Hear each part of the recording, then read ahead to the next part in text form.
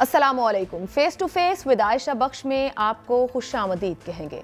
अफगानिस्तान में जारी इंसानी अलमिया शदीद तर हो रहा है। 4 करोड़ इंसान खुराक, सेहत और बुनियादी इंसानी सहूलियात से महरूम है।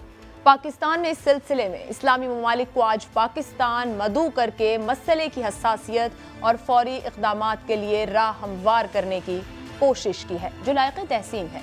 पाकिस्तान ने इस हवाले से 6 निकाती हिकमत अमली का रोड मैप दुनिया के सामने रख दिया है, जिसके मुताबिक अफगानिस्तान में खुराक और अद्वियात की फराहमी के लिए इक़दामात, UN और इस्लामी तरक्याती बैंक के ज़ेर एहतमाम अफगानिस्तान में बैंकिंग चैनल के क़याम और सेहत की सहूलियात की फराहमी और इंसानी हकूक़ की बहाली के लिए तालिबान हुकूमत के साथ ताउन जैसे इक़दामात तजवीज़ किए गए हैं। यकीनन अफगानिस्तान में इन इक़दामात की अशद ज़रूरत है। इसके अलावा आज का दूसरा अहम मामला या मौजू खैबर पख्तूनख्वा में बल्दियाती इंतखाबात के पहले मरहले का इनेकाद है। दिन भर पोलिंग के दौरान लड़ाई झगड़े, फायरिंग और बदनज़मी के वाक़यात देखने में आए हैं। एक ज़िले में तो इलेक्शन मुलतवी हो चुका है। मुताद्दिद तहसीलों में हंगामा आराई की वजह से पोलिंग मुतासर हुई है और जानी नुकसान भी हुआ। इस वक्त वोटों की गिनती का अमल जारी है, जबकि गैर सरकारी और गैर हतमी नताइज मौसूल हो रहे हैं। देखने की अहम बात इस बल्दियाती इंतखाब में ये रहेगी कि पाकिस्तान तहरीक इंसाफ अपने स्ट्रॉन्ग होल्ड पर अपना होल्ड किस कदर बरकरार रख पाती है और 17 अजला में से कितने अजला पाकिस्तान तहरीक इंसाफ जीतती है और कितने अपोजिशन। ये अभी आने वाले दिन और कुछ में इस बारे में बताएंगे, लेकिन आज इन्हीं दोनों मामलात पर गुफ्तगू करेंगे। जो मेहमान मेरे साथ मौजूद हैं, साबिक सफ़ीर हैं अयाज वज़ीर साहब, सीनियर तज्ज़ियाकार जनरल रिटायर्ड अमजद शुएब साहब, सीनियर तज्ज़ियाकार रज़ा रूमी साहब प्रोग्राम का हिस्सा हैं। गुफ्तगू की जानिब बढ़ूँ, जो पाकिस्तान की जानिब से अफगान अवाम की इमदाद के लिए 6 निकात सामने रखे गए, जिसको मैं इस तरह से तकसीम कर पाई हूँ, जिसमें पहले जो 3 निकात हैं, अफगान अवाम की मदद है, तालीम, सेहत, तकनीकी तौर पर सरमायाकारी इन शोबों में। UN और OIC ग्रुप बनाकर अफगानिस्तान को जायज़ बैंकिंग की सहूलियात देना और फिर फूड सिक्योरिटी।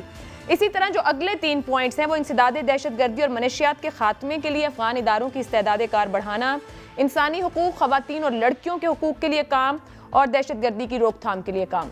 अब अगर ज़रा गौर से देखा जाए तो ये दिखता है कि ये जो 6 निकात हैं, इनमें से जो ऊपर के 3 निकात हैं जिनकी मैंने ऊपर बात की है, वो इस वक्त अफगानिस्तान की ज़रूरत है, वो उनका मुतालबा है, उसके बगैर मामला बिल्कुल आगे नहीं बढ़ सकता। और जो नीचे के 3 निकात हैं वो गालिबन दुनिया फोर्सी कर रही है अफगानिस्तान की तरफ, वो दुनिया के मुतालबात हैं उस एतमाद को बढ़ाने के लिए अफगान तालिबान के साथ, कि अगर ये चीज़ें हमें होती नजर आएँ तो हमारा एतमाद बढ़ेगा। तो सबसे बड़ा और अहम मसला इस पूरी सूरत हाल में कि दुनिया क्यों कमज़ोर पड़ी, क्यों पीछे है, क्यों सुस्त है अफगानिस्तान के क्राइसिस को देखने के लिए, क्या कहीं अदम एतमाद भी अभी तक मौजूद है। आगाज़ करेंगे याज वज़ीर साहब आपसे, ताख़ीर क्यों हो रही है दुनिया को, जब हम खुद समझ रहे हैं, कह रहे हैं, जितने यहाँ पर आज वफूद मौजूद थे 70 के करीब, OIC रुकन ममालिक से लेके गैर रुकन ममालिक और इलाकाई क़ुव्वतें सब के सब अंडरस्टैंड कर रहे हैं कितना ज़रूरी है इस पर तवज्जो करना, दुनिया समझ रही है, ताख़ीर क्यों है फिर?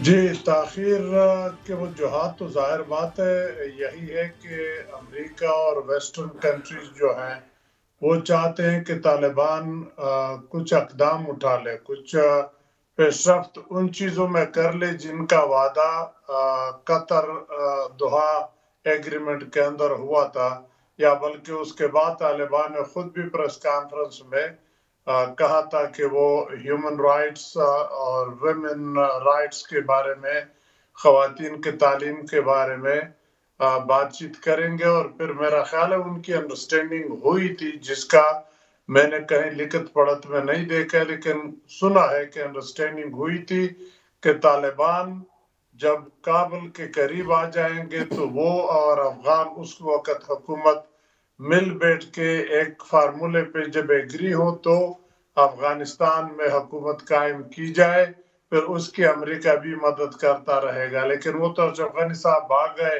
फिर हालात मुख्तलिफ हो गए, तालिबान को अंदर जाना ही पड़ा। तो वो एक किस्म का एक जिसको वो ऑल इंक्लूसिव हुकूमत कहते हैं, वो ऑल इंक्लूसिव तो नहीं है, लेकिन ऑल एथनिसिटीज इंक्लूसिव जरूर है। मुल्क के अंदर पॉलिटिकल यूनिटी गोया उस तरह नहीं है जिस तरह के अगर पिछली हुकूमत और अब वाली हुकूमत मिल बैठ के एक हुकूमत बना लेते तो उसमें पॉलिटिकल यूनिटी हो जाती। तो बहरहाल उसके अलावा भी अमेरिका के अपने इंटरेस्ट, अपनी चीजें होंगी जो वो स्कोर करना चाहते हैं। कुछ लोग तो ये भी कहते हैं कि अमेरिका ने अपना मकसद हासिल कर लिया, तालिबान के साथ एग्रीमेंट करके अपनी फौज निकाल ली। अब वो चाहते हैं कि तालिबान कमजोर हो ताकि उस रीजन में अमेरिका चीन की जो जो पेशकदमी है उसको रोकने के लिए इकदाम कर ले, दूसरी तंजीम में शायद उठा ले या कुछ और कर ले, भारत जो भी बात हो, लेकिन इंटरेस्ट का क्लेश नजर आता है। और उसी वजह से अमेरिका की पाबंदियां हैं। अफगानिस्तान के अपने 9.5 बिलियन डॉलर जो अमेरिका में रखे हुए बैंकों में वो फ्रीज कर लिए। फिर बैंकों को हिदायत है कि अफगान बैंकों के साथ डील न करे। तो फिर दूसरे ममालिक, जाहिर बात है, मदद अगर करना भी चाहे तो वो पैसा अफगानिस्तान के अंदर कैसे ले जाएंगे। तो इसलिए ये सैंक्शंस और ये अमेरिका की नाराजगी या वेस्ट की जो एक किस्म का दबाव है तालिबान के ऊपर, उसकी वजह से चीजें खासी डिले होती जा रही है। लेकिन अब OIC कॉन्फ्रेंस, मेरा ख्याल है वो रास्ता शायद हमार कर जाएगी। ठीक है जनाब शुएब साहब, खित्ते में अदम इस्तेहकाम की रियलाइजेशन सबको है। जितने स्पीकर्स ने बात की है, तमाम ममालिक से, वफूद से ताल्लुक रखने वाले सब समझ रहे हैं कि एक संजीदा मसला है, बड़ा क्राइसिस बन सकता है और अल्टीमेटली फिर ये फॉल सब पर होगा इसका। आपके ख्याल में OIC अमली तौर पर कोई हल निकाल पाएगा? ये कैपेबिलिटी और कैपेसिटी रखता है ये फोरम? बिस्मिल्लाहिर्रहमानिर्रहीम। देखिए, जो OIC है ये कोई लंबे वक्त का कोई मेरा ख्याल हल नहीं निकाल सकेंगे, और ये शॉर्ट टर्म एक रिलीफ और ऐसा आप कह लीजिए कि कुछ कर लेंगे अरेंजमेंट वगैरह कि ये कुछ वक्त के लिए इनकी ये क्राइसिस टल जाए, ये वक्त इनका गुजर जाए, सर्दियां गुजर जाए। बाकी तो मगरबी दुनिया ने इनका जिस तरह खर्चा उठाया हुआ था, इनका तकरीबन 60% बजट जो है वो मगरबी दुनिया पे कर रही थी जब ये यहाँ पे अशरफ गनी की गवर्नमेंट थी, तो वो तो बंद हो गया। और जब तक मगरबी ममालिक आगे नहीं बढ़ेंगे ये कोई भी इनका खर्चा उठा नहीं सकेगा। और इनकी इकोनॉमी में कोई जान आते या जो भी पाकिस्तान ने 6 पॉइंट्स जिस तरह किए हैं उनका कोई रिजल्ट आएगा तो उसमें तो साल लगेंगे कि कबल इसके ये किसी काबिल हों कि अपने आप को संभाल सकें। तो ये बड़ी बदकिस्मती है। लेकिन देखने की बात यह है कि मगरबी दुनिया क्या इसमें सीरियस है? अमेरिका कतन इसमें सीरियस नहीं है। उसकी बड़ी बुनियादी वजह यह है कि अगर अमेरिका कहता है कि खवातीन के हकूक और खवातीन की आज़ादियां या ये कि इंसानी हकूक, जो भी उन्होंने एक पॉइंट रेज किया कि 72 लोग एक्स्ट्रा जुडिशियल किलिंग में मार दिए हैं इन्होंने, वो जो अफगान आर्मी के पुराने थे, तो वो बड़े इंपॉर्टेंट हो गए। लेकिन ये 4 करोड़ का किस्सा कोई नहीं कर रहा। तो अमेरिका ने जब मतलब इसमें कोई साइंस नहीं, कोई समझाने की बात नहीं है कि खवातीन की आज़ादी या दूसरी चीजें भी तब होगी अगर ये लोग जिंदा रहेंगे। अगर अद्वियात नहीं, खुराक नहीं, ये मारे गए तो फिर आप हकूक किसको लेके देंगे? सो नेचुरली ये इंपॉर्टेंट चीज है कि सबसे पहले आपने इनका जिंदा रहने का हक इनको देना है और फिर किसी और चीज की बात हो सकती है।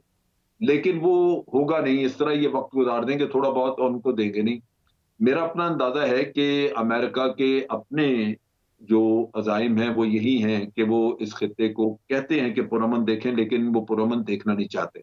ठीक, वो यहाँ पे इंस्टेबिलिटी चाहते हैं ताकि जो चाइना को कंटेनमेंट दूसरी जगहों पे वो कर रहे हैं उसको यहाँ पे बगैर कंटेन किए इंस्टेबिलिटी के जरिए ही रोक दिया जाए, ताकि चाइना इस तरफ अपने आप को फैला ना सके, उसका इंफ्रास्ट्रक्चर ना बढ़ सके, कनेक्टिविटी ना वो ले सके, अपना बिजनेस ना बढ़ा सके। ये वो चीजें हैं जो कि क्वाइट पॉसिबल कि अमेरिकी जो है इंस्टेबिलिटी के जरिए हासिल करना चाहे। ठीक है, 2 पॉइंट यहां पर बड़े खुल के सामने आ रहे हैं। एक तो चाइना फैक्टर के इसके जरिए, इस अदम इस्तेहकाम के जरिए कंटेन किया जा सकता है इस खित्ते के अंदर चाइना को, अफगानिस्तान में अगर कमजोरी रहती है। दूसरा फैक्टर है कि जो इंसानी हकूक की बात करते हुए या फिर ये कहा जाए कि अदम एतमाद। रज़ा रूमी साहिब, आपके ख्याल में अमेरिका तो बहुत ही ह्यूमैनिटी की बात करेगा, ह्यूमन राइट्स की बात करेगा, बेसिक नीड फूड है वहां का, कम अज कम ये मुमकिन ना था 1 पॉइंट एजेंडा बनाकर कि जो फूड की नीड है उसी को कम अज कम अफगानिस्तान में पूरा करने की कोशिश कर ले दुनिया? जी शुक्रिया आयशा, आपने बिल्कुल सही कहा। और आज जो ये जो समिट में तकारीर भी हुई और इससे पहले भी जो रिपोर्ट्स आ रही है वर्ल्ड फूड प्रोग्राम की, अक़वाम मुत्तहिदा की और ह्यूमन राइट्स ग्रुप्स की, उसमें यही कहा गया है कि अफ़गान आबादी जो है वो इस वक्त शदीद दबाव और गुर्बत और खाने पीने और अद्वियात की किल्लत का शिकार है। कैश भी नहीं है वेस्टर्न यूनियन या दीगर बैंकों के पास, तो उस वक्त वहाँ पे करेंसी की भी बहुत बड़ी शॉर्टेज है और एक माशी और एक इंसानी बहरान जो है वो जन्म ले चुका है। बल्कि पहले तो वो कह दीजिए जन्म ले लेगा, अब तो वो ले चुका है, क्योंकि वर्ल्ड फूड प्रोग्राम के मुताबिक हर दूसरा अफगान शख्स जो है वो उसके पास ग़िज़ाई किल्लत का शिकार है। तो ये इसमें दो तीन अहम नुकात हैं। एक तो जाहिर बात है मगरिब की मुनाफिकत जो है वो तो बड़ी वाज़ेह है, चाहे वो अमेरिका हो या यूरोपियन यूनियन हो या नेटो के वो ममालिक जिन्होंने अफगानिस्तान को इन्वेड किया था और उन्होंने कहा था कि जी वो एक नई रियासत तामीर कर देंगे, और जब उनको वहाँ से शिकस्त हुई, उनका काम नहीं बना और उन्होंने उजलत में वहाँ पर जो है वो एक डील वील करके वो निकल गए और उनको बेयारो मददगार छोड़ गए अफगान लोगों को। तो ये तो एक बिल्कुल चीज़ बनती है कि जो हमें भी हाईलाइट करनी चाहिए और OIC के प्लेटफॉर्म, बल्कि हर प्लेटफॉर्म से करनी चाहिए।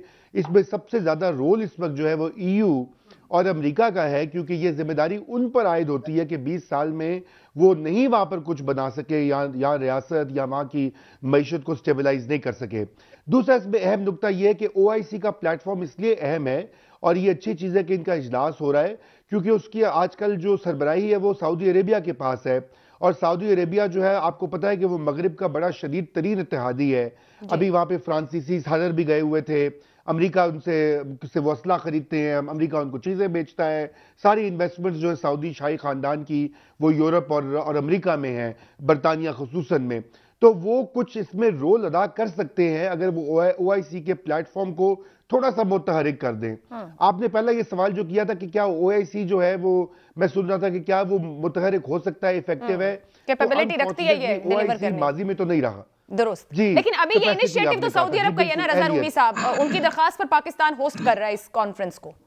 जी बिल्कुल। तो सऊदी अरेबिया को वो मतलब उसके होस्ट करने के बाद UAE, कतर, ये सारे जो हलीफ हैं ममालिक गल्फ की रियासतें, इनको इस चीज़ को एडवांस करना चाहिए और बावर करवाना चाहिए अमेरिका और यूरोप को कि शॉर्ट टर्म में तो कम अज़ कम फौरी तौर पे हंगामी बुनियादों के ऊपर अफगान अवाम की दाद रसी की जाए, और जो इस वक्त वो शदीद तकलीफ का शिकार है और लार्जली इनकी पॉलिसीज़ की वजह से, इनके जो भी वो सिक्योरिटी और खारिजा पॉलिसीज़ रही हैं अमेरिका और EU की, उसी वजह से जो उनकी कैलकुलेशन जो उन्होंने की थी वो गलत साबित हुई हालात ने बताया, इसलिए उन पर जिम्मेदारी आयद होती है। हम पे भी होती है अनफॉर्चुनेटली, क्योंकि हम बिल्कुल उनके साथ हैं और उसका जो भी कुछ अफगानिस्तान में होता है हम पे आता है, इसलिए हमें एक्स्ट्रा रोल अदा करना चाहिए।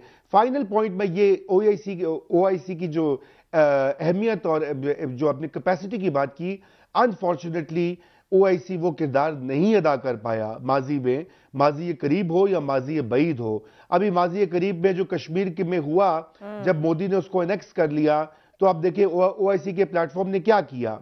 OIC से तो कोई आवाज़ ही नहीं उठी, बल्कि वो लोग जो इस वक्त हमारे बड़े दोस्त हैं पुराने, और वो उन्होंने तो एक लफ्ज़ ना बोला कश्मीरियों के हक में, मां सिवाय तुर्की और ईरान के और मे भी मलेशिया, 3 ममालिक हैं। लेकिन फिर इसमें बड़ा आम सवाल बन जाता है ना रज़ा रूमी साहब, एक कैरेक्टर हमें भी पता है OIC का क्या निकला वहां से, और फिर अपनी अपनी इंटरेस्ट भी हैं तमाम ममालिक के, तो क्या उम्मीद रखी जाए कि आज OIC जब इकट्ठा हो बैठा है, जब क्राइसिस को अंडरस्टैंडिंग भी है, हल निकाल लेंगे? कोई कैपेबिलिटी और सलाहियत जो मैं उनसे पूछ रही थी अयाज वजीर साहब से, कुछ कर पाएंगे या ये नशिस्तन गुफ्तन बर्खास्तन वाली सूरत हाल ही बची? सऊदी अरब ने तो खैर अनाउंस कर दिया 1 अरब रियाल इमदाद का ऐलान, but how to manage, who will manage, how all this manage, ये बहुत बड़े सवालात रह जाएंगे यहाँ पर। जी बिल्कुल, देखिए मैनेज करने के लिए ही तो मेरा ख्याल है ये OIC की कॉन्फ्रेंस हो रही है, क्योंकि ये बात तो क्लियर कर ली गई थी कि अफगानिस्तान की सिचुएशन खराब है, इंसानी हमदर्दी के लिए कोई रास्ता निकालना है।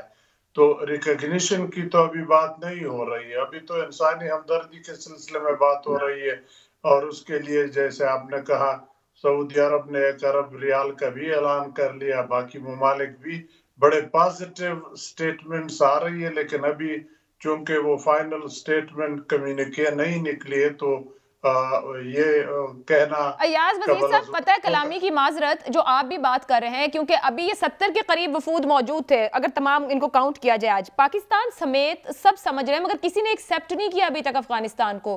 क्या ये भी एक रुकावट हो सकती है हाथ बढ़ाने के लिए अफगानिस्तान की तरफ? कोई मुल्क इंडिपेंडेंटली या कोई अमेरिका, पाकिस्तान, यूरोप, कहीं भी कोई ये फैसला लेने को तैयार नहीं है तालिबान पर, इसका मतलब है उस हुकूमत पर सबका अदम एतमाद है।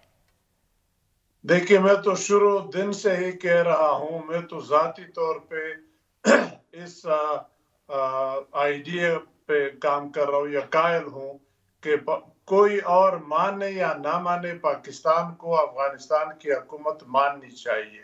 वो इसलिए कि अफगानिस्तान के अंदर जो कुछ भी होता है, अच्छा होता है, बुरा होता है, उसका सबसे ज्यादा असर हमारे ऊपर होता है। चलो, हमने पहले फैसला कर लिया कि रीजन के मुल्कों के साथ जाएंगे, वो अच्छी बात थी, लेकिन रीजन के मुल्कों के सोच में या अप्रोच में अमेरिका के निकलने से पहले और अमेरिका के निकलने के बाद मुझे तो बड़ा फर्क नजर आता है। तो शायद वो लोग हमारे साथ इकट्ठे न चले, सिवाय चीन, तुर्की, कतर वगैरह के। तो हमें खुद ये फैसला करना होगा। देखिए, ये ममालिक आखिर रिकॉग्नाइज तो करेंगे, देयर इज नो वे कि न रिकॉग्नाइज करे, क्योंकि तालिबान ने अभी तक कोई ऐसा कदम नहीं उठाया जिससे करीबी ममालिक, इमीडिएट नेबर या रीजन के लोग इस डर में मुब्तला हो कि वहां पे दहशतगर्दी पनप रही है या हमें उन दहशतगर्दों से खतरा है। उन्होंने दहशतगर्दी को खासी हद तक काबू कर लिया है, लेकिन चूंकि खुद बेचारे अभी मदद के तलबगार हैं, उनके पास खुद वसाइल नहीं है, दुनिया उनको हाथ नहीं दे रही मदद की, तो वो उस स्ट्रांग पोजीशन में नहीं है। अगर रिकॉग्नाइज कर ले और उनके साथ डीलिंग शुरू कर ले तो उनकी कोई पोजीशन और से हो जाएगी, ठीक है। फिर वो दहशतगर्द तंजीमों को कंट्रोल कर सकेंगे और उनको उनका सरजमीन किसी के खिलाफ इस्तेमाल नहीं होगा। तो ये हमारे ही फायदे के लिए है। लेकिन पाकिस्तान क्या, जनरल अमजद शरीफ साहब, पाकिस्तान अकेला ये स्टैंड ले सकता है? और इसमें भी कोई शक नहीं कि अभी तक अफगान हुकूमत के पास वो लीगल स्टैंडिंग नहीं है, दुनिया और मुल्क उसकी तरफ नहीं बढ़ रहे। अफगान जो अबूरी वजीर खारजा मुल्ला अमीर मुत्तकी यहाँ थे, वो कहते हैं कि अफगानिस्तान, अमेरिका, नेटो, 50 ममालिक मिलकर अपनी फोर्सेज के साथ यहाँ पर थे, वो दहशतगर्दी नहीं संभाल सके, अमन नहीं आया, असला, अफवाज, डॉलर सब लगाया। हम इस सब के बगैर कम से कम अमन कायम करके बैठे हैं, जो सबूत है लोग हमारे साथ हैं, वो चीजें बता भी रहे हैं। क्या वाकई जो आपने पहले बात कही अमेरिका की ख्वाहिश ही नहीं है, या अदम एतमाद एक बहुत बड़ा फैक्टर है और वो बिना रिकॉग्नाइज किए शायद उधर वे फॉरवर्ड ही ना मिल सके हमें अफगानिस्तान की तरफ? देखिए, अगर हम वसूली तौर पे सारे केस को देखें तो उससे लगता है कि अदम एतमाद वाला किस्सा नहीं है। ये एक स्ट्रेटजी है अमेरिका की जो इम्प्लीमेंट करता है। अब देखिए कि अमेरिका ने एक एग्रीमेंट किया तालिबान के साथ, और किसी के साथ नहीं उन्होंने किया। तालिबान से मुज़ाकरात किए, एग्रीमेंट किया, और उस एग्रीमेंट में उन्होंने उनसे गारंटी ली कि अब अफगान सॉइल जो है वो टेररिज्म के लिए इस्तेमाल नहीं होगी किसी के खिलाफ। अब एतमाद उन पे किया तो ये एग्रीमेंट दस्तखत किया, वरना क्यों करते वो कहते हैं कि जनाब गारंटी, इनकी गारंटी का तो तुकी कोई नहीं, फायदा कोई नहीं, ये गारंटी इनकी किस बात की, ये तो काबिल एतमाद लोग नहीं। लेकिन एतमाद किया, लेकिन पूरी तरह अपनी तरफ से भी जो पॉइंट्स इंप्लीमेंट करने थे, जिसमें उन्होंने कहना इनसे कहा हुआ था कि आपके जो लोग जिन पे पाबंदियां हैं वो खत्म कराएंगे, उनको टेररिस्ट से निकलवाएंगे और सफरी पाबंदियां आपकी खत्म करेंगे, वो उन्होंने नहीं करवाई। अब बहाना है ये, या कहा जाता है कि आप ऑल इंक्लूसिव गवर्नमेंट बनाएं, फिर हम बात करेंगे, खवातीन के हकूक दें। अब ऑल इंक्लूसिव गवर्नमेंट जो है वो बिल्कुल आज अफगान हुकूमत जो है वो एक रिप्रेजेंटेटिव गवर्नमेंट नहीं है, वो इलेक्शन के नतीजे पे नहीं आई, और ना ही उन्होंने तमाम स्टेक होल्डर्स को अपने जगह दी है, अपने साथ मिलाया है, उनके तमाम स्टेक होल्डर्स की रिप्रेजेंटेशन नहीं है गवर्नमेंट में। तो ये तो ठीक है कि एक मुतालबा आज है कि एक रिप्रेजेंटेटिव गवर्नमेंट हो, तब उस पर कुछ एतमाद करेंगे। लेकिन अगर मिसाल के तौर पे ये रिप्रेजेंटेटिव गवर्नमेंट बना भी दें तो अमेरिका की हिस्ट्री ये है कि वो आगे फिर कोई और चीज रख देंगे आपके सामने। वो तो डू मोर की आदत है उनको, बेशुमार बहुत ज्यादा आदत है उनको डू मोर की। अमजद शरीफ साहब, कतई कलामी की माजरत, मगर आज प्राइम मिनिस्टर और पाकिस्तान इमरान खान साहब ने जो अपनी स्पीच दी है उसमें उन्होंने अमेरिका को मुखातिब करते हुए कहा कि आप अफगान अवाम को अफगान हुकूमत या अफगान तालिबान से अलग करके देखें, मतलब अलहदा अलहदा देखें, मतलब ये जी ये है यही कि मिसाल के तौर पे आप तालिबान को नहीं रिकॉग्नाइज करते, उनको आप कुछ नहीं देना चाहते, तो ना दें। आप यूनाइटेड नेशन का सेटअप वहां पे क्रिएट कर दें और वो उनके चैनल्स के जरिए उनको एड जानी शुरू हो जाए। हिस्सा तो अफगान अवाम का है ना। ये जो तालिबान की हुकूमत है, हुकूमत वाले तो भूखे नहीं मर रहे। जो प्रॉब्लम है वो अफगान अवाम की है। लेकिन वही बात आ जाती है कि जब जो सबसे बड़े अलमबरदार ह्यूमन राइट्स के हैं, उनको ये सब कुछ नजर आता है, लेकिन वो ये नहीं करते। मैं आपको एक सिचुएशन बताता हूं। 20 साल अमेरिका यहां पे रहा, सारा पैसा भी इतना लगाया, लोग भी मरवाए। जो हासिल करना चाहते थे वो नहीं हासिल कर सके। उन्होंने एक अपना नेशनल स्ट्रेटजी पेपर इशू किया था जिसमें उन्होंने कहा था कि अब हमारे एडवर्सरीज हैं चाइना और रशिया। ठीक। तो लगता ये था कि अब वो यहाँ पे अपनी मर्जी की हुकूमत क्रिएट करके अपने बेसेस वगैरह रखना चाहते हैं ताकि एडवर्सरीज को सामने वो फेस करें। अब वो नहीं हो सका, वहां उनको निकलना पड़ा। लेकिन अगर यही वो चीज इस तरह हासिल कर लें कि वहां के लोग भूख नंग से तंग आके अफगान इनके हुकूमत के खिलाफ खड़े हो जाएं, तालिबान के खिलाफ, और वो ये कहें कि जी हम वो पुराने करप्ट थे, जो भी थे, हमें वो कबूल है इसलिए कि कम से कम रोटी मिलती थी, अब तो वो भी नहीं मिल रही, दवाई मिलती थी, अब वो भी नहीं मिल रही, तो उससे ये सेटअप जो है ये हिल जाएगा। ठीक। तो बड़े ऑब्जेक्टिव्स मुख्तलिफ हो सकते हैं। ह्यूमन राइट्स एक ड्रामा है, एक होक्स है जो कि रचाया जाता है अपने पॉलिटिकल ऑब्जेक्टिव्स हासिल करने के लिए। ठीक है। रज़ा रूमी साहब, अमजद शुएब साहब ने स्ट्रेटेजी की बात की। वो कहते हैं कि ये कोई अदम इत्तेमाद की बात नहीं है, वो उसको सीरियसली कहते हैं कि ये गैर संजीदा है। अमेरिका यहाँ पर अमन के लिए ये स्ट्रेटेजिकली ये सब कुछ कर रहा है। और फिर हकीकतन क्या आप भी समझते हैं ऐसा है? अफगानिस्तान के फंड्स मुंजमद कर रखे हैं, अमेरिका ने पास से कुछ नहीं देना, उनके फंड्स उनको दे दे, कम से कम वहां पर जो दीगर मसाइल हैं, बुनियादी मसाइल हैं अवाम के, वो हल की तरफ बढ़े, या वाकई स्ट्रेटेजिकली अमेरिका हैंडल करना चाह रहा है इस खत्ते को इन फ्यूचर भी? देखिए, जहां तक तो अमेरिका और चीन की जो राइवलरी है या तनाव है वो तो एक हकीकत है, क्योंकि चीन एक उभरती हुई आलमी पावर है और उसकी मईशत जिस तेजी से पिछले 2-3 दहाइयों में बढ़ी है, वो इस वक्त सबसे बड़ी जो है वो खतरा है अमेरिका के लिए। और बल्कि सभी का अब ये मानना है, तमाम फोरकास्ट यही बताती है कि आने वाले 20-30 सालों में चीन ही दुनिया की सुपर पावर बन के उभरेगी। जो अमेरिका की एक कोल्ड वॉर के बाद जो उनकी एक मोनोपोली थी वर्ल्ड पॉलिटिक्स के ऊपर, वर्ल्ड पावर के ऊपर, वो कम होगी है। चीन उसमें शरकतदारी वो करेगा। मगर अब सवाल ये पैदा होता है कि क्या ये सारी चीज़ अफगानिस्तान में भी प्ले आउट हो रही है? किसी हद तक बिल्कुल हो रही है, और किसी हद तक ये भी हो रही है कि क्या जो अमेरिका और तालिबान का जो माहिदा हुआ था उसके नुकात क्या थे, उसके जोजियात क्या थी, अब ये भी हमें नहीं मालूम, मुझे तो कम से कम नहीं मालूम। और उन्होंने किन शराइत, किन नुकात के ऊपर एक समझौता करके वहाँ से निकले हैं, और तालिबान ने क्या करना था उसके बारे में आई रियली डोंट नो। लेकिन देखिए, अभी बात यह कि ये राइवलरी कोई कल तो ख़त्म नहीं हो जाएगी। अगर ये बढ़ रही है तो ये तो बढ़ेगी। और रूस के साथ भी वो बिल्कुल पुतिन और को जिस तरह उसकी किरदार कुशी की जाती है अमरीकी मीडिया में, मगरबी मीडिया में, वो भी सबके सामने है, तो वो भी उनके लिए एक थ्रेट है। लेकिन अफगानिस्तान के हवाले से जो रीजनल पावर्स हैं, रूस और चीन खुसूसन, फिर उनको आगे बढ़कर अब खुल के खेलना चाहिए ना। अगर वो समझते हैं कि इसमें अमेरिका की ये स्ट्रैटेजी है कि वो वहाँ पर जो है वो डिनाई कर रहा है, फाइनेंशियल सिस्टम जो है उसके हाथ में है, चाहे वो वर्ल्ड बैंक हो, IMF हो, ट्रेजरी में उनके 9-10 अरब डॉलर पड़े हुए हैं अफगान हुकूमत के, तो फिर उसका मुतबादिल वो बिल्कुल पेश करें और तैयार करें। एक प्लेटफॉर्म तो इस्लामी उम्मा का हो सकता है, लेकिन इस्लामी उम्मा का तो खुद बहुत सारे जो कलीदी मुमालिक हैं वो वेस्ट के साथ अलाइंड है। दूसरा फिर प्लेटफॉर्म यही हो सकता है कि चीन, रूस और जो ये इनकी एक कॉपरेशन का, रीजनल कॉपरेशन का एक तरीकाकार निकाला जाए।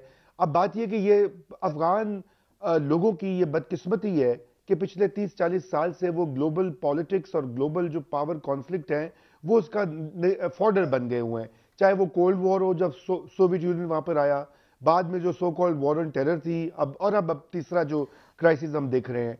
रज़ा रूमी साहब, पता है गुलामी की माजरत जो ऊपर बात हुई कि अफगान अवाम को हेल्प कर लिया जाए, UN और OIC का कोई भी फोरम बनाकर, कोई भी चैनल बनाकर, और तालिबान को साइड पर रखा जाए या उनको कहा जाए बाईपास करके चले, अफगान तालिबान की बेसिक, अफगान अवाम की बेसिक नीड्स पूरी कर दी जाए, आपके ख्याल में पॉसिबिलिटी है? आपके ख्याल में ये इस्तेहकाम देगा चीजों को? ये टेम्पररी, जैसे आप जंग के एरिया में हेल्प करते बस उतना ही होगा, और फिर वही बात जो आप बात करें, अदम इस्तेहकाम मुस्तकिल? जी देखिए, शॉर्ट टर्म में तो होगा।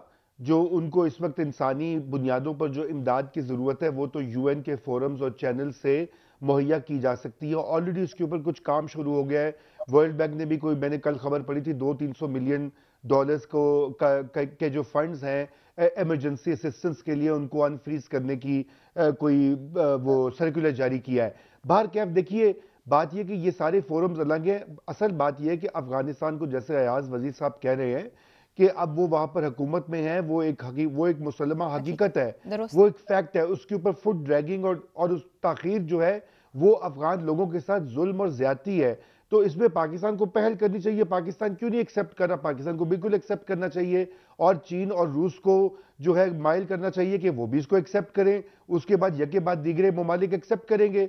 देखिए ना, फिर ये तो अगर एक तरफ ये नहीं हो सकता कि हम इस तरह का मौकफ भी लें कि जी ये ऐसा हो गया, और जब करने की बारी आए तो हम उसके पीछे हट जाएं। तो ये हमें इसके ऊपर बिल्कुल एक वाज़ेह कौमी पॉलिसी होनी चाहिए, और उसमें अगेन इत्तफाक राय जरूरी है। उसमें पाकिस्तान की तमाम सियासी पार्टियों की शमूलियत होनी चाहिए। उस फैसले में आगे बढ़कर उनको तस्लीम करना चाहिए, और हमारे चैनल्स के थ्रू हमारा बॉर्डर उनके साथ बहुत लंबा, हमें उनको इमदाद देनी चाहिए। हम दे भी रहे हैं, ऑलरेडी ऐलान भी हुआ है, लेकिन उसमें मजीद बढ़ावा आना चाहिए। जी बिल्कुल। अमजद शुएब साहब, एक्सेप्टेंस क्या वे आउट है इस्तेहकाम के लिए? क्या पाकिस्तान इंडिविजुअली आगे बढ़कर, पहले एक हिस्ट्री भी है हमारी, एक्सेप्ट कर सकता है, या फिर बगैर एक्सेप्टेंस के हम अफगानिस्तान को हेल्प करेंगे, मामलात ऐसे सॉर्ट आउट हो सकेंगे? वे आउट है इस पूरे मेस से निकलने का इस खित्ते के पास? देखिए, जिस तरह डील हम कर रहे हैं अफगानिस्तान के साथ, या और भी मुल्क कर रहे हैं, वो तो यूं है कि आप रिकग्निशन की करके फिर ही कर सकते हैं इस तरह, लेकिन आप रिकग्निशन के बगैर सारा कुछ कर रहे हैं। मसला ये है कि ये रिकग्निशन का किस्सा पाकिस्तान, चाइना, रशिया ये भी नहीं करेंगे फिलहाल। उसकी एक बहुत बड़ी वजह है, जो कंसर्न इन 3 मुल्कों के थे, या ईरान का भी अब कह लीजिए, वो अभी तक एड्रेस नहीं हुई। मिसाल के तौर पे हमारा अपना कंसर्न टीटीपी है। टीटीपी को तालिबान ने बजाय इसके कि उनको खत्म करते, जिस तरह के एग्रीमेंट में उन्होंने कहा है, उसके बजाय उन्होंने पाकिस्तान को कहा जी आप जरा बातचीत इनसे करें। बिल्कुल। अब हम उनको इन हालात में दबा भी नहीं सकते, बहुत दबाव में भी नहीं ला सकते, उनकी मुश्किलात अपनी देखते हुए, और एट द सेम टाइम हम उनको रिकग्निशन दे के खुली छुट्टी भी नहीं दे सकते कि जनाब आपने जो वादा किया वो पूरा नहीं किया। हमारा खतरा तो वहीं के वहीं रहा। टीटीपी जो है वो वहां मौजूद है। इसी तरह जो वहां पे दाइश है, वो रशिया के लिए बहुत बड़ा खतरा है, सेंट्रल एशियन स्टेट्स के लिए, क्योंकि उसमें रशियन स्पीकिंग लोग मौजूद हैं। लिहाजा रशिया भी इसी चीज की वजह से पाकिस्तान के साथ मिलकर काम करना चाहता है, और रशिया ने तजवीज किया है कि अगली जो ट्राइका प्लस कॉन्फ्रेंस है वो पाकिस्तान में हो। तो उनके अपने खदशात हैं कि अभी तक उस दाइश के बारे में कुछ नहीं हुआ पूरी तरह। इधर चाइना है, वो ईस्ट तुर्किस्तान की बात कर रहा है, उनको भी अभी तक कोई ये कामयाबी इसमें नहीं हुई मुकम्मल तौर पे। ठीक। अफगान तालिबान ये कहते हैं कि हमारी क्राइसिस निकल आई, हम पहले अपने अवाम का कुछ कर सकें तो फिर दूसरी चीज किसी का सोचेंगे। तो इस स्टेज के ऊपर उनको रिकग्निशन नहीं मिलेगी, लेकिन तावन पूरा मिलेगा, जो रिकग्निशन के बाद गालबन दिया जा सकता है किसी को। ठीक है। रिकग्निशन होगी जब टीटीपी का मसला हल होगा, जब दाइश का होगा, और जब ये ईस्ट तुर्किस्तान का मसला हल होगा, तो फिर ये मुल्क जो है, रीजनल कंट्रीज जो है, वो फिर कर सकते हैं, ये इनिशिएटिव ले सकते हैं कि इनको रिकॉग्नाइज कर लें। अयाज वजीर साहब, आपका इस पे कंक्लूडिंग रिमार्क चाहिए कि बिना रिकॉग्नाइज किए क्या देरपा हल मुमकिन है अफगानिस्तान का, या अमेरिका ये अनदेखी पाबंदियां लगाकर दुनिया के लिए भी पेचीदगियां बढ़ा रहा है? देखिए, देरपा हल तो रिकॉग्निशन के बगैर मैं नहीं समझता मुमकिन है। टेम्परेरीली कुछ रास्ता निकल सकता है ओआईसी के जरिए के उनकी मदद की जाए, जो अभी ह्यूमैनिटेरियन कैटास्ट्रोफ आ रहा है उसको रोकने के लिए। लेकिन I just go for a minute to recognition. देखे ये जो जनरल साहब ने बताया कि टीटीपी हमारा कंसर्न है, एटीआईएम चीन का कंसर्न है वगैरह, ये मैं मानता हूँ कंसर्न है, लेकिन ये मिलिटेंट ग्रुप तो अशरफ गनी साहब की हुकूमत के जमाने में भी वहाँ थे, और हमने उस हुकूमत को माना था। उसके साथ कोई हमने डिप्लोमेटिक रिलेशन नहीं तोड़े थे कि तुम्हारे अंदर ये लोग पनाह लिए हुए हैं। अब तो तालिबान ने आपको जबान दे दी कि हम इनके खिलाफ कदम उठाएंगे अगर ये आपके खिलाफ अफगानिस्तान की सरजमीन को इस्तेमाल करें। तो एतबार भी तो एक चीज होती है। आपने इतना अरसा उनके साथ दोस्ती निभा ली, दोस्ती रखी, अब जब उस दोस्ती का इम्तिहान आ गया, आप दूसरों के साथ पीछे हट के दुनिया को ये तासुर गोया देना चाहते हैं कि हम अफगानिस्तान में टोटली न्यूट्रल है। टोटली न्यूट्रल कोई मुल्क अफगानिस्तान में नहीं है। हर एक मुल्क अफगानिस्तान के अंदर अपना इंटरेस्ट परसू करता है। आप अपना इंटरेस्ट देख ले, आपका इंटरेस्ट रिकॉग्निशन में ज्यादा सर्व होता है या रिकॉग्नाइज न करने में सर्व होता है।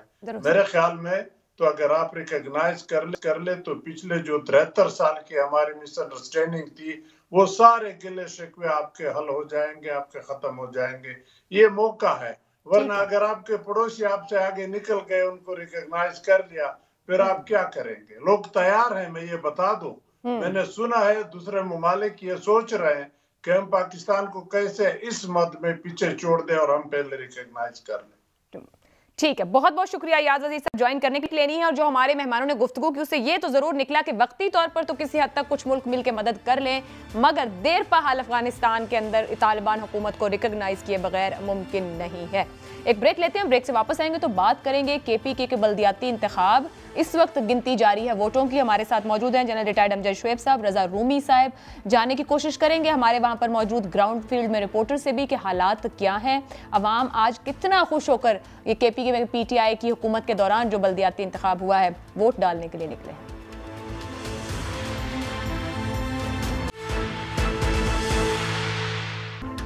प्रोग्राम में अब बात करेंगे खैबर पख्तूनख्वा में आज होने वाले बल्दियाती इंतखाब को लेकर। लेकिन सबसे अच्छी बात जो आज के इंतखाब की थी, जो सूबे के कबायली अजला हैं वहाँ पर पहली बार, तारीख में पहली बार अवाम ने अपनी बल्दियाती या मकामी हुकूमतों के लिए अपने नुमाइंदों को मुंतखब किया है, वोट डाला है। पहले मरहले में क्योंकि ये निचले लेवल तक का इंतखाब है, बहुत से लोग बिला मुकाबला भी मुंतखब हुए हैं, चाहे काउंसलर की नशिस्तें हैं, जनरल नशिस्तें हैं, खवातीन, यूथ, किसान, अक़लियती नशिस्तें। तो आज जो है खैबर पख्तूनख्वा में मकामी तौर पर अपने अपने नुमाइंदे मुंतखब किए गए हैं, यानी कि वोट डाले गए हैं। हालात क्या रहे, पुरतशद्दुद वाक़यात पूरा दिन रिपोर्ट होते रहे। ब्यूरो चीफ पेशावर से GNN के आमिर शहजाद साहब हमारे साथ मौजूद हैं। जान लेते हैं कि सूरत हाल क्या है, रिजल्ट किस हद तक आए, अवाम किस ट्रस्ट से आज बाहर निकले हैं। आमिर शहजाद साहब फरमाइएगा, किस तरह से आज पूरे दिन को, बल्कि इस KPK के बल्दियाती इंतखाब को आप कंक्लूड करेंगे हमारे लिए? जी शुक्रिया आयशा। जैसा कि आज पाकिस्तान खैबर पख्तूनख्वा के अंदर बल्दियाती इलेक्शन का जो पहला मरहला था वो मुकम्मल हो चुका है। इस वक्त काउंटिंग का जो अमल है वो जारी है। अगर बात की जाए मजमूई तौर पर पूरे दिन की जो सूरत-ए-हाल हमने रिपोर्ट की, लम्हा ब लम्हा हमारे जो रिपोर्टर्स थे, हमारी जो टीम थी वो नाजरीन को बताती रही है। तो यकीनन जो बल्दियाती इलेक्शन था, सुबह के टाइम हमने देखा कि लोग एक खासी बड़ी तादाद में घरों से निकले और बिलखसूस चूँकि खैबर पख्तूनख्वा के अंदर ख़वातीन के लिए पर्दे के खास इत्तेमाम किया जाता है तो ख़वातीन के लिए निकलना मुश्किल होता है। लेकिन ये पहला बल्दियाती इलेक्शन था कि मर्दों के बराबर हमने ख़वातीन वोटर्स को भी देखा और एक खासी बड़ी तादाद ख़वातीन वोटर्स की भी देखी। सुबह के वक्त सर्दी भी ज़्यादा थी लेकिन उसके बावजूद लोग घरों से निकले और इस उम्मीद के साथ वो अपने घरों से आए कि आज जो है वोट डाला जाएगा, अपने नुमाइंदों का इंतखाब किया जाएगा और ग्रास रूट लेवल पे जो हमारे मसले मसाइल हैं उनको फौरी तौर पर हल करने के लिए नुमाइंदों को ऐवान के अंदर लाया जाएगा। दिन भर ये सिलसिला चलता रहा लेकिन बदकिस्मती से चूँकि जो वाक़यात सामने आए पेशावर के मुख्तलिफ पोलिंग स्टेशन पर हमने देखा कि ख़वातीन को पोलिंग से रोका गया। इसके अलावा सियासी जमातों के जो कारकुनान हैं वो आपस में उलझ पड़े। इसके अलावा अगर बात की जाए पेशावर का एक इलाका है गुलबहार जहाँ पर मेयरशिप के लिए जो उम्मीदवार थे उनके लिए वोटिंग का अमल रोक दिया गया और वहाँ पर जो मेयरशिप का इलेक्शन था उसको कैंसिल कर दिया गया। तो मजमूई तौर पर हमने देखा कि दिन भर तशद्दुद के जो वाक़यात हैं वो पेश आए। खैबर पख्तूनख्वा के अंदर जो जम शुदा अजला हैं जो हाल ही में जम हुए, उनके लिए बड़ी तारीखी दिन था आज कि वो पहली बार तारीख के अंदर वोट डालने के लिए जा रहे थे और अपने नाज़मीन कौंसलर को उन्होंने मुंतखब करना था। लेकिन बाड़ा के अंदर हमने देखा कि वहाँ पर भी एक अफसोसनाक वाक़या पेश आया। एक ग्रोह था जिसने पोलिंग स्टेशन पर जो है धावा बोला और उसके बाद वहाँ पर तोड़ फोड़ की और पोलिंग बूथ के तोड़े और जो बैलेट बॉक्स थे वो उठा के ले गए। इसी तरह दरा अदम खेल के अंदर हमने देखा वहां पर इंजमाम मुखालिफ एक ग्रोह ने पोलिंग स्टेशन पर धावा बोला और वहां पर जो पोलिंग कैंप थे उनको आग लगाई, वहां से सामान जो है उसको उठा के जलाया गया। इसके अलावा पेशावर के अंदर भी यही सूरत-ए-हाल देखने में आई। हुकूमत की जानिब से, इलेक्शन कमीशन की जानिब से दावा तो किया गया था पुरअमन इलेक्शन के निकात का कि सिक्योरिटी के सख्त इंतजाम किए गए हैं, नाखुशगवार वाक़े के से निमटने के लिए पुलिस और दीगर जो कानून नाफिज करने वाले इदारे उनको स्टैंड बाय रखा गया था, लेकिन उसके बरक्स हमने देखा कि यहाँ पर सूरत-ए-हाल मुख्तलिफ दिखाई दी। ठीक है, आमिर शहजाद साहब हमारे साथ रहिएगा। मैं आपसे खटक फैमिली भी इलेक्शन में उससे मुतालिक भी लेती हूँ, लेकिन एक हमारे इलेक्शन का फ्लेवर भी है कि जब तक ये सब कुछ ना हो रहा हमारे यहाँ, तो फिर काफी ग्राउंड लेवल तक जाकर इलेक्शन है, तो फिर शायद यहाँ पाकिस्तानियों को पता नहीं चलता कि इलेक्शन। और रज़ा रूमी साहब आपकी जानिब आऊंगी, 17 अजला में इलेक्शन हुआ है आज, KPK के बल्दियाती इंतखाब, किस तरह से इसको मुहैया किया जाएगा जैसे जैसे नताइज सामने आएंगे? जाहिर बात है PTI ने यहाँ पे इससे पहला जो दौर है वो भी PTI हुकूमत के पास रहा, बल्दियाती इंतखाब उनके नीचे हुआ, और वो इसको एज के तौर पे भी लेते हैं कि जो कुछ हमने यहाँ इंट्रोड्यूस कराया, जिस तरह हमने आवाम को फैसिलिटेट किया, हमें जिस तरह नेशनल असेंबली के अंदर हम आए और कौमी असेंबली में दोबारा हमें, सूबाई असेंबली में हमें सूबे में दोबारा चूज किया गया, तो समझती है ये PTI कि ऐसा ट्रेंड नहीं था KPK के अंदर। लोग एक बार आने वाले को दोबारा स्पेस नहीं देते, मगर वो PTI वाहिद जमात है जिसको स्पेस मिली। समझते हैं कि बल्दियाती इंतखाब में भी यही सूरत हाल रहेगी? देखिए बिल्कुल PTI को दोनों बार हुकूमत मिली। 2013 में हमने देखा कि बड़ी अक्सरियत के साथ।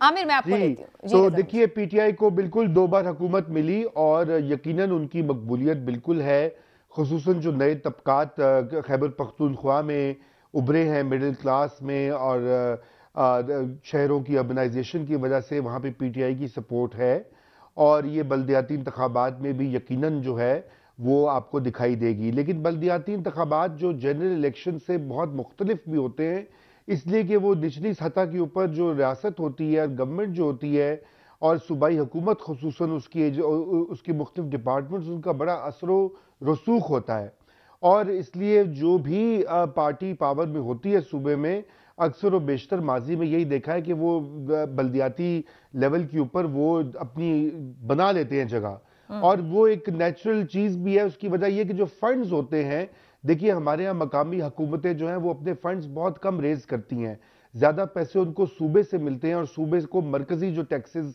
जमा होते हैं उसमें अपना शेयर मिलता है। तो जब आपकी इस तरह की एक वसाइल के लिए डिपेंडेंस होती है तो आप सूबे के खिलाफ नहीं जाते। तो अवाम भी समझदार होते हैं, वो भी जानते हैं कि भाई यहाँ पे अगर आप ऑपोजिशन को इलेक्ट भी कर लेंगे तो आपको मिलना कुछ नहीं है। पहली तो ये बात है। दूसरी, जो भी हम रिपोर्ट सुन रहे थे, आपके नामा निगार वहाँ पे जो रिपोर्टर मौजूद हैं, देखिए ये जो वायलेंस का ट्रेंड है, ये गुत्थम गुत्था होना और जगह जगह पे झड़पें, अभी मैंने पढ़ा था कि शायद फेडरल मिनिस्टर्स हैं उनकी गार के ऊपर भी कुछ हमला वमला जी शिबली फराज साहब के ऊपर हुआ है, वो खैरियत से हैं, उनके बिल्कुल गार्ड और ड्राइवर जख्मी हुए हैं इसके। जी शुक्र है, जी शुक्र है अल्लाह का कि शिबली साहब खैरियत से हैं और सभी खैरियत से रहें। ये तो तशद्दुद तो बिल्कुल ही अनएक्सेप्टेबल होता है, मगर बात यह है कि ये एक रवायत बन गई है और अभी बड़ी खतरनाक एक रविश बन गई। अगर आप डस्का के इंतखाबात देखें, उससे पहले दीगर बाई इलेक्शंस में देखें, ये जो तरीकाकार हो गया है कि इस तरह से इतना वायलेंस हो जाना, तो अगर आप जनरल इलेक्शन देखें जो कि अभी साल डेढ़ में आया खलोता है, और अगर उस इलेक्शन में अगर बल्दियाती लेवल के ऊपर मैनेजमेंट नहीं हो रही, तो आप सोचे पूरे पाकिस्तान में कौमी और सूबाई हलकों में होगा। तो इलेक्शन कमीशन को और सूबाई जो इलेक्शन कमीशन उनकी जो अथॉरिटीज है, उनको ये सोचना पड़ेगा कि वो इतनी बड़ी एक्सरसाइज को कैसे मैनेज करेंगे। मुल्क में पोलराइजेशन बहुत शदीद बढ़ गई है, आपको वो सोशल मीडिया पे तो दिखाई देती है, टीवी चैनल्स में दिखाई देती है, वो ग्राउंड पे भी है। इतनी पोलराइजेशन तो यकीनन मैंने अपनी जिंदगी में नहीं देखी कि जहां पे कैंप्स इतने ज्यादा एक दूसरे के खिलाफ सफ आ रहा हूं।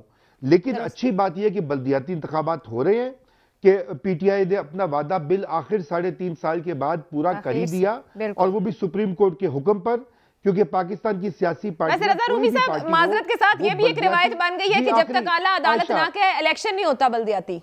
जी कहिए। जी बिल्कुल, मैं आपकी बात, आपने तो मेरे जो है अल्फाज छीन लिए। मैं ये कहने वाला हूं कि सुप्रीम कोर्ट का डंडा ना हो तो ये पार्टियां इंतखाबात नहीं कराती, कानून नहीं बदलती, और फिर वो हर वक्त जमहूरियत का रोना होता है। उसके बाद या तो सुप्रीम कोर्ट के ऑर्डर से होते हैं या कोई फौजी डिक्टेटर आकर इंतखाबात करवाता है। ये बड़ा जुल्म है पाकिस्तान के 22 करोड़ अवाम के लिए कि उनके यहाँ लोकल सेल्फ गवर्नेंस और सेल्फ गवर्नमेंट्स ये जो मकामी लेवल पर नहीं है, और ये मैं समझता हूं कि पीटीआई ने भी अनफॉर्चुनेटली इस मामले में मायूस किया है, क्योंकि उनको चाहिए था कि इक़्तिदार संभालते ही अपना वादा पूरा करके पूरे मुल्क में नए इलेक्शन कराते और एक नए कल्चर की दाग बेल डालते। लेकिन मसले हैं तो कि बिना पे नहीं हुआ, बहरहाल अभी हो रहा है, उसको वेलकम करना चाहिए। जी अमजद शोएब साहब, ये रज़ा रूमी साहब की बात से तो यूं लगा कि नमक की कान में जाके सब नमक हो जाते हैं, तो जब सियासतदान कोई भी सियासत में आता है तो वैसे ही सियासतदान हो जाए जैसे माजी के होते हैं। सर ये फरमाइएगा कि अगर पीटीआई केपीके में अपना स्ट्रांग होल्ड बरकरार रखती है तो क्या जो पोलराइज सियासत के अंदर जिस किस्म की सियासत हो रही है और ये बताया जा रहा है पीटीआई की ना गवर्नेंस है, ना डिलीवरी है, ना कुछ और है, और अगर वो कायम रखते हैं केपीके में, तो इसका मतलब है कि वहां का वोटर मुतमईन है, वो जो भी पीटीआई डिलीवर कर रही है they are satisfied with this. देखिए, ये थोड़ा सा जरा मैं समझता हूँ फिनोमेना से हटके है। वो ये है कि दूसरी जो पार्टीज हैं वो पहले क्या उनकी परफॉर्मेंस थी, अब उनसे क्या तवक्कुआत हैं, और वो कितनी मुतहर्रक हैं प्रोविंस में। क्या 3-3 टेन्योर लेने वाली पार्टियां, उनसे उन पे एतमाद किया जा सकता है कि अब अगर वो नया वादा करें तो वो वाकई कुछ करके देंगी? ये इश्यूज हैं जो कि आप ये यूं कह लीजिए कि वहां एक जबरदस्त मुकाबला है मुख्तलिफ पार्टीज का आपस में। और वहां वैसे अमजद शोएब साहब, कतई कलामी की माजरत, क्या वाकई अवाम ये इतना वे करती है इस वक्त जिन हालात में अपने आज के हालात देखती है, कुछ पिछले दौर को भी सोचती है? नहीं, वो देखें सोचती, हमारे यहाँ तो खैर बहुत नहीं सोचते लोग, और जो सर पे उस वक्त पड़ी हो चीज जो बीत रही हो आपके ऊपर, वो आप उसी पे ही ज्यादा जोर देते हैं। ये तो बात बिल्कुल दुरुस्त है। लेकिन ये भी है ना कि अगर आपको दूसरी साइड पे कोई खास लीडरशिप नजर ना आए, दूसरी साइड पे कोई आपको मोबिलाइज करने वाला नजर ना आए, तो वो फिर बड़ा मुश्किल हो जाता है। फिर आपको गुजारा करना है जो है, फिर उसके साथ आप चलेंगे। आफ्टर ऑल एक गवर्नमेंट है वहां पे, और गवर्नमेंट के अपने वसाइल भी होते हैं, गवर्नमेंट की अपनी मशीनरी भी है, तो वो फर्क पड़ जाता है। मेरा अपना अंदाजा है कि केपीके में खासा प्रॉब्लम है वहां पे लीडरशिप का। दूसरे लोग इस वक्त वहां पे कोई खास मुतहर्रक नजर नहीं आते, जो कि आपको सिंध में, कराची में आप देखते हैं सूरत हाल, या पंजाब में देखते हैं हैवी वेट्स बैठे हुए, वो वहां पे नहीं है। तो ये गालबन वजह है। वरना तो जो पीटीआई की जिस तरह परफॉर्मेंस पे भी बड़ा क्रिटिसिज्म होता है, वो अगर उसको हम सामने रखें और वहां पे कोई पब्लिक मोबिलाइज करे इनके मुखालफत में, तो शायद इनको वो रिस्पॉन्स ना मिले जो आज मिल रही है वहां पे। दुरुस्त। आमिर शहजाद साहब, जो खबर इस इंतखाब से पहले मेरी भी नजर से गुजरी कि केपीके के इंतखाब में 5 साबिक सीएम्स की फैमिलीज, यानी कि वे पीटीआई कहा करती थी कि विरासती सियासत नहीं पसंद या इस तरह के लोगों को नहीं तरजीह दी जाएगी, वो शिरकत कर रहे थे। एक तो नौशहरा का फरमाइएगा कि खट्टक खानदान आमने सामने है, वहां सूरत हाल क्या है, और जो इनके स्ट्रॉन्ग होल्ड्स हैं पीटीआई के लिए अच्छी खबरें आ रही हैं वहां से?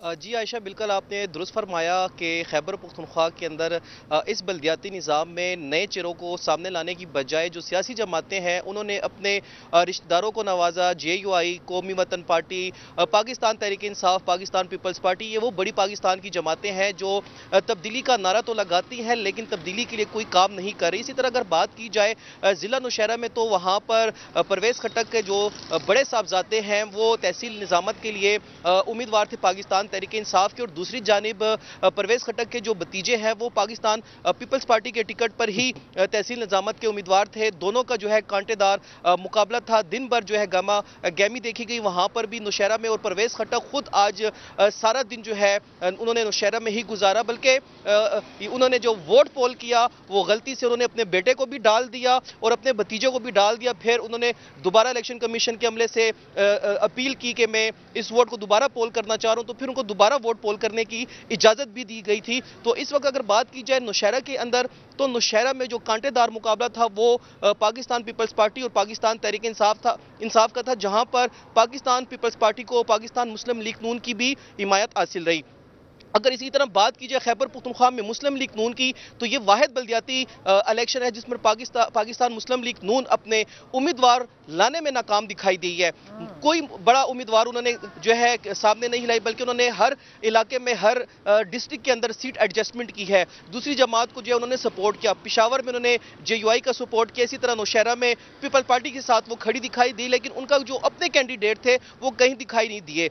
इस वक्त भी देखा जाए तो जो गिनती का अमल है वो शुरू हो चुका है। रात गए तक ये सूरत हाल जो है वाज़ेह हो जाएगी और जो मेयरशिप के जो नताइज हैं वो 24 दिसंबर को अनाउंस किए जाएंगे। गैर हतमी गैर सरकारी नताइज जो है वो आज बता दिए जाएंगे, लेकिन सरकारी नताइज जो है वो 24 दिसंबर को ही अनाउंस किए जाएंगे इलेक्शन कमीशन ऑफ पाकिस्तान की जानिब से। दिन भर खासा गहमी रही, लोग वोट करना चाह रहे थे, लेकिन एक आपने अच्छा पॉइंट दिया है कि नून लीग उम्मीदवार खड़े करने में नाकाम रही या नून लीग मायूस है कि उसके पास वहां देने को कुछ नहीं है।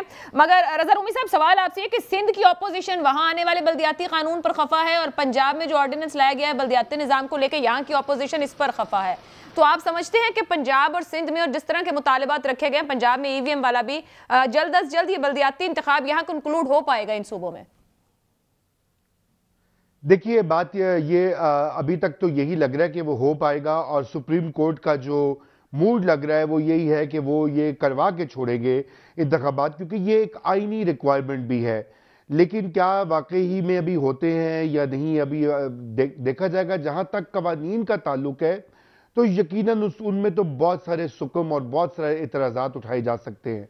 सबसे पहले तो ये कि देखिए, अगर सिंध का ये मामला है तो जो शहरी हिस्से हैं सिंध के, खुसूसन कराची, वहाँ पर जो बहुत सारे ऐसे मामलात जो कि शहरी हुकूमत के हवाले होने चाहिए वो सूबाई हुकूमत ने अपने पास रखे हुए हैं, पहले से भी रखे हुए हैं। उनमें बार बार कभी उसको चेंज करते हैं, कभी तरमीम। मैंने तो आई हैव लॉस्ट ट्रैक कि जितनी अमेंडमेंट्स हुई हैं पंजाब और सिंध में, वो उनको देख के ही इंसान दंग रह जाता है कि बार बार इस तरह क्यों होता है।